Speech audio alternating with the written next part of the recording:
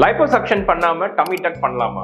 நமக்கு வந்து நல்ல ரிசல்ட்ஸ் வேணும், நல்ல ஒரு ரிஃபைன் லுக் வேணும் டம்மில அப்படின்னா நம்ம கண்டிப்பா லைப்போசக்ஷன் பண்ணி தான் டம்மி டக் பண்ணணும். இந்த லைப்போசக்ஷன் என்ன பண்ணுவோம்னு பாத்தீங்கன்னா, இந்த கர்வ் கொண்டு வரதுக்கு, இந்த மிட் லைன் ரிப்ட் கிரியேட் பண்றதுக்கு, இந்த சைட் ஆஃப் த மசில்ஸ் நல்லா டிஃபைன் பண்ணி கொடுக்கறதுக்கு, ஹிப்போனை வந்து நல்ல ப்ராமினன்ஸ் பண்ணி கொடுக்கறதுக்கு, இது மாதிரி விஷயத்துக்குலாம் லைப்போசக்ஷன் நாங்க யூஸ் பண்ணுவோம். இது பண்ணி முடிச்சுட்டு நம்ம டம்மி டக் பண்றப்ப இன்னுமே ஸ்கின் நல்லா மொபிலைஸ் ஆகி இன்னும் நிறைய ஸ்கின் எக்ஸசைஸ் பண்ண முடியும். அப்ப இன்னும் நல்ல டைட்னஸ் கிடைக்கும் டம்மிக்கு. எங்க ரிசல்ட்ஸ் அனலைஸ் பண்ணிட்டு இருக்கோம். ஒரு ஃபாரின்ல இருந்து வந்து ஒரு பேஷண்ட், இந்தியன் பேஷண்ட் தான், ஃபாரின்ல இருந்து வந்து எங்ககிட்ட சர்ஜரி பண்ணிட்டாங்க.